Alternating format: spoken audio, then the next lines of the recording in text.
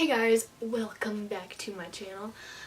Today I'm going to be seeing if basically my personality has changed throughout my teenage years by taking the Myers-Briggs test. I've taken it once when I was 13, once when I was 15, and there were different results by a little bit, and I'm going to take it now. I'm 17, so we're going to see if I've changed again and how much I've changed. If you don't know what the Myers-Briggs personality test is, basically you take it, it determines if you're like an introvert or an extrovert, if you feel things more or if you use more logic, stuff like that, and then it will give you a summary, and we're going to see how accurate this is and if I've changed. So let's get right into this. So there's like a scale of like agree strongly, somewhat agree, and then agree a little bit, and then neutral, and then it goes the same way and disagree. And for the most part I've been like either agree or disagree a little bit, but this one I'm going like all the way towards agree. It's you do not usually initiate conversations. That is me 100% because I see myself as a nuisance. So if people talk to me, it's because they started it, not me. Yeah.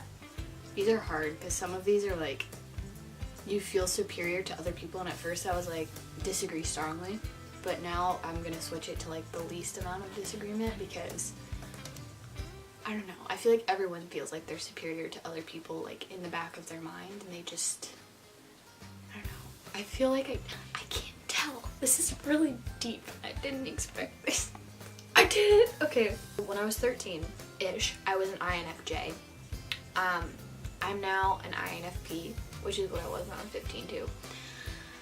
I think I've changed a lot though, just not enough to change my personality type. INFP is known as the mediator, which is definitely me. I'm 57% introverted. That's probably accurate. I'm kind of like a little bit of both, but more introverted definitely than extroverted. People are not my strong suit. Well, in some ways. I'm 73% intuitive with my energy and how like I look at things as opposed to observant. Nature, which is how you make decisions and cope with things. I am 72% feeling as opposed to thinking. So like heart versus mind. How I approach work, planning, and decision making. I'm 60% prospecting as opposed to judging, which I don't know what the heck that means. I think we're about to find out, but yeah. And then identity.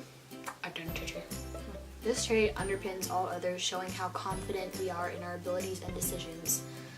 This is accurate. I'm 68% turbulent as opposed to assertive and like confident and knowing what I'm doing. That is accurate. 100%. Mediator personalities are true idealists. Yeah. Always looking for the hint of good and even the worst of people and events, searching for ways to make things better, blah, blah, blah, blah, blah. 4% of the population. Does that mean I'm rare, or are they all like 4%-ish? I think they are. I can't remember, but I think they are. It makes you feel special that it just takes it out from under you. When they find like-minded people to spend their time with, the harmony they feel will be a fountain of joy and inspiration. How magical is that? Like, I'm basically like a unicorn, so. Mediators are guided by their principles rather than by logic. Yes, they're led by the purity of their intent, not rewards and punishments. At their best, these qualities enable mediators to communicate deeply with others, easily speaking in metaphors and parables, and understanding and creating symbols to share their ideas. Fantasy worlds fascinate them. Mediators are poets, writers, and actors. Understanding themselves and their place in the world is important to mediators, and they explore these ideas by projecting themselves into their work. Yes. Mediators' ability with language doesn't stop with their native tongue either, as with most people who share the diplomat personality types. They're considered gifted when it comes to learning a second or third language. That is oddly kind of true. Like I've tried to learn so many languages, but I'm so bad at committing to stuff and like actually following through that I haven't, but I do learn them very fast, so I don't know. I I can't tell if that's like accurate or not, but if they are spread too thinly, they'll run out of energy and even become dejected and overwhelmed by all the bad in the world that they can't fix.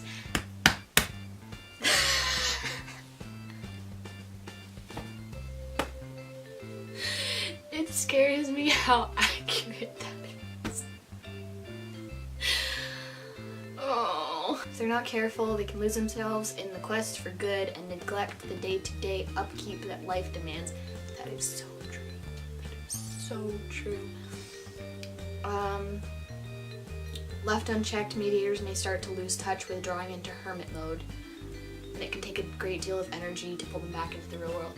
That is also very, very, very, very, very, very, very true. Oh, mediators you may know: William Shakespeare, J.R.R. Tolkien. Oh yeah. Bjork. I don't know who that is. Johnny Depp, Julia Roberts, Lisa Kudrow, Tom Hiddleston, Frodo Baggins. That's all I need. I am Frodo Baggins. Yes. Life goal achieved. Strength. My strengths. Idealistic. Seeks and values harmony. Open-minded and flexible. Very creative. Passionate and energetic. Dedicated and hardworking. I don't know about that. Well, I just have a hard time following through on things sometimes. But they're personal goals, and if I'm committed to something, that like a job or something, or a painting that I told someone I'd do, I will do it. I just need to work on committing to things that aren't for other people. My weaknesses, alright, here we go. Too idealistic. I don't know what you're talking about. They're often taking their idealism too far, setting themselves up for disappointment as again and again evil things happen in the world. Whatever. Too altruistic. Sometimes see themselves as selfish, but only because they want to give so much more than they're able to. These don't sound like weaknesses. Well, actually, they're personal weaknesses, but I thought they were gonna make me sound bad, like such a selfish person. Ugh. Impractical. Yeah, I can be impracticable. They take things personally. That is true. That is very true. I can't help it, but I do. They're difficult to get to know. That is also very true. I hardly trust anyone. If people want to know me, they have to work really hard and prove to me that I can trust them.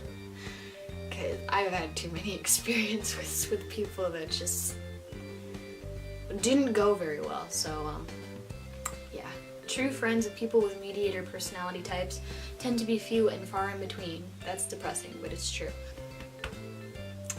Yeah, shout out to my buddies out there, all my homies.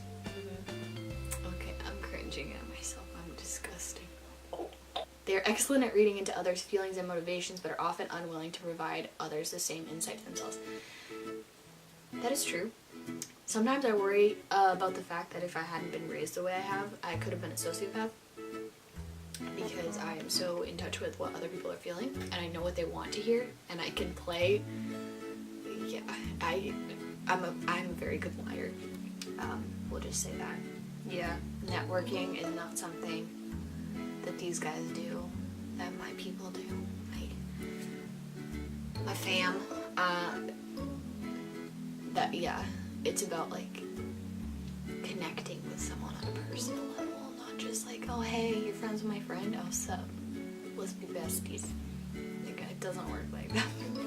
That's so shallow to me. This is also accurate, and it's kind of scaring me. I haven't read this stuff in so long, and I used to be obsessed with it. So obsessed. Yeah, that was very accurate. If you want to figure out what you are, who you are, get really deep into yourself and delve into your personality.